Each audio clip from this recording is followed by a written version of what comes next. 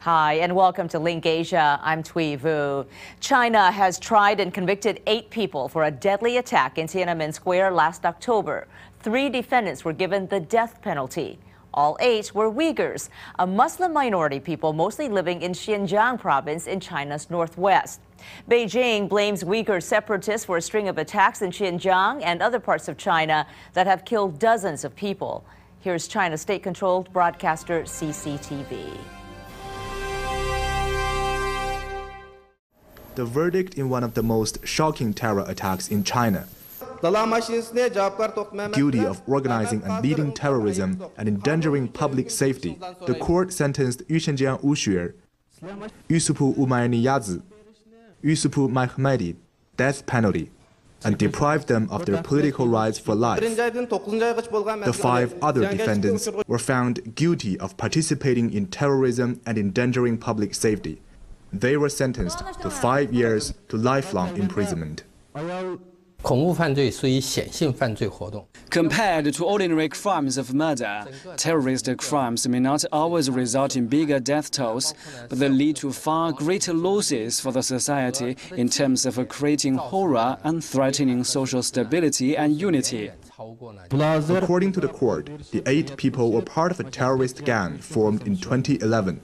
From December 2012 to September 2013, they went to different areas looking for guns and explosives. They gathered to watch terrorism video files and then took an oath to launch explosions and killings in the very heart of the Chinese capital.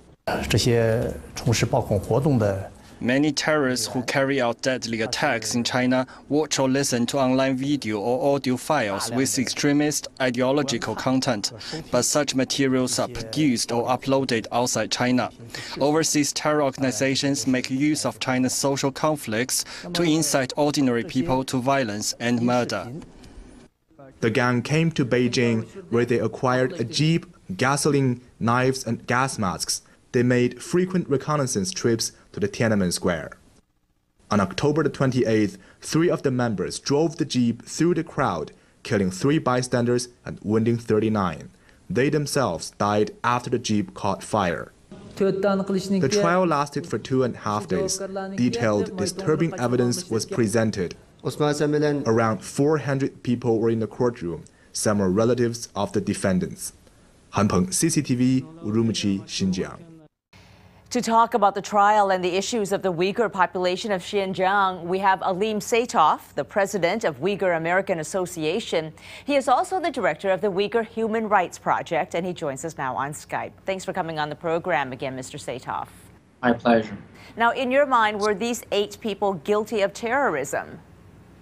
We're not sure about that because the Chinese government usually gives very little information regarding the people they have arrested, charged, or sentenced to death. And we don't believe these people are even related to the so-called recent violent events. How much support do you think anti-Chinese violence has among Uyghurs in Xinjiang generally? We're not sure about that either, but due to the heavy-handed measures used against the Uyghur people by the Chinese state and by the Chinese security forces, we believe that kind of support is increasing. China claims that the violence is fomented by external meddling and independents seeking emigre groups like the Uyghur American Association. How true is that? That's completely untrue. And the fact is, the real problem on the ground is because of the Chinese government's 6-decade-long repressive policies. The Uyghurs feel they're being colonized.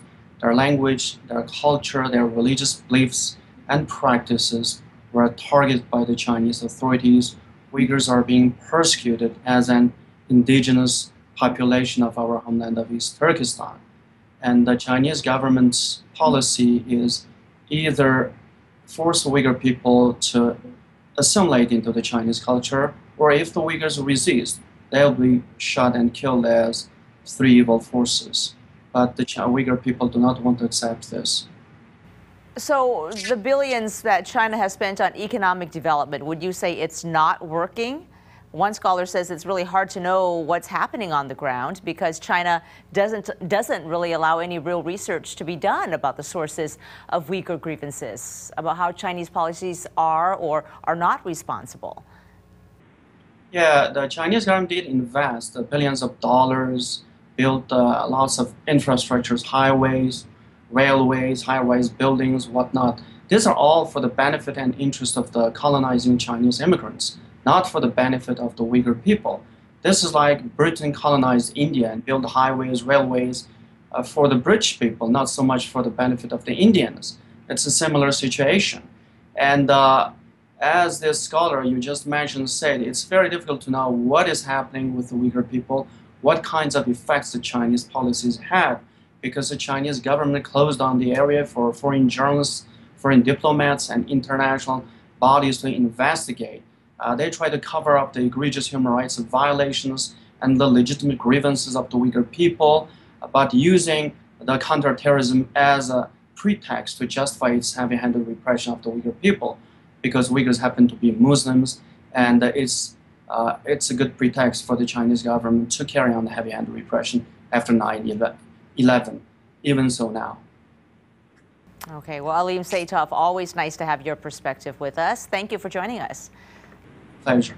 Alim Seytoff is the president of the Uyghur American Association. It campaigns for human rights and religious freedom in Xinjiang.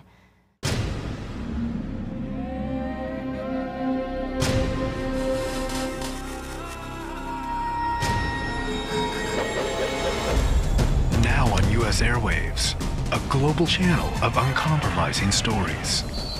World news, documentaries, entertainment, and culture. Link TV, connecting you to the world. For more information, visit linktv.org.